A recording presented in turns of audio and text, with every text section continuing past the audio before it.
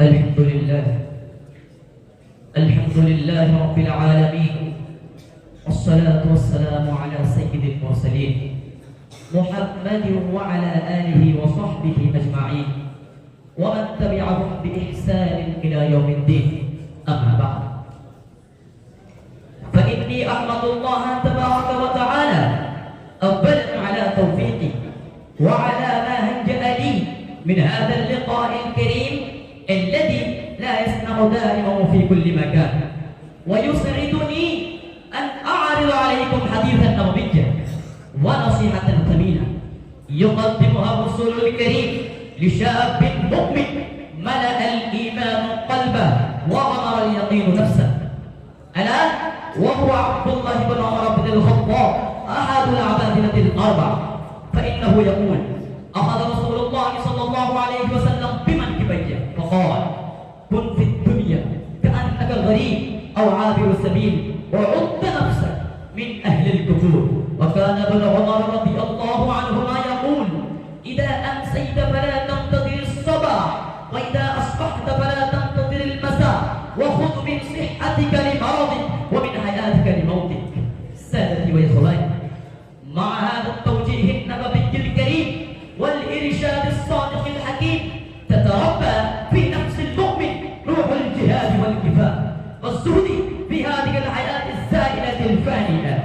فليس المؤمن كغيره من أفراد الناس يكد ويقدر ويشقى وينصب في سبيل حطام الدنيا وجميع ما فيها من ثروة ومال، بل إن له نفسا تضاق إلى المعالي تترفع به عن سفاسف الأمور وتعلو به إلى مدارج الرقي والكمال، إلى أجواء قدسية من حب الخير والفضيلة والبحث عما تتوق إليه النفس الكريمة من صالح الأعمال.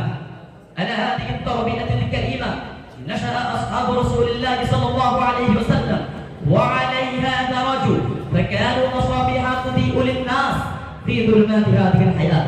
ولا عجب، فلقد اقتبسوا ذلك من معين النبوة ومنبع الفضل والكمال، فهذا هو رسول الله صلى الله عليه وسلم يربي أصحابه تربية إنسانية كاملة، يعلمهم كيف يكونون جنودا للحق وأنصارا للدعوة، يذهبون في هذه الحياة الدنيا فيضحون بأموالهم وأنفسهم في سبيل الله ويتسابقون للآخرة ليكونوا حملة رسالة وقادة أمة ودعاة خير وإصلاح واضعين نصب أعينهم. قال الله تبارك وتعالى: إن الله اشترى من المؤمنين أنفسهم وأموالهم بأن لهم الجنة.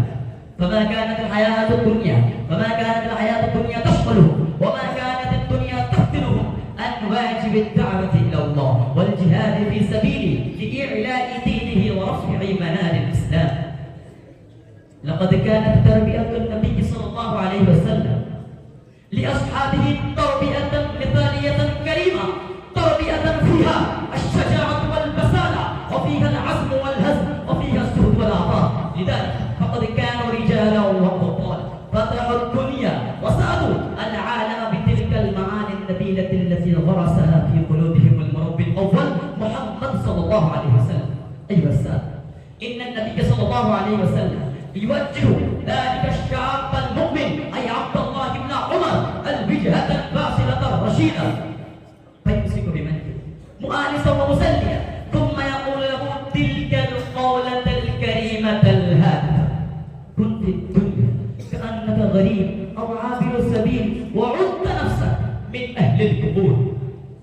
ما أجملها من نصيحة وما أكرمها من قولة، وحقا إنها لفتة سامية هادفة ونصيحة ثمينة غالية يقدمها الرسول الكريم لهذا الشاب المؤمن الذي ملأ الإيمان قلبه وغمر اليقين نفسه.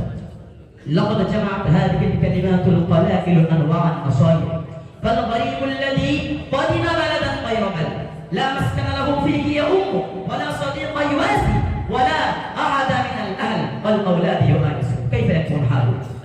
ألا يشعر بالوحشة والغربة ويتمنى العودة إلى الأهل والأوطان؟ وهل يكون له رغبة في البقاء بأرض الغربة والإقامة فيها؟ والإنسان الذي انتقل من هذه في دار البقاء هل يبقى له طمع في جمع الأموال وتكدير الثروات الثروات؟ فلله ما أعجب هذه الحياة الدنيا وما أكفاها وأحقرها إن لم يغتنم منها الإنسان ويتصبب بصالح الأعمال. وهل هذه الدنيا إلا دار الغرور يركن إليها القافل ويغتر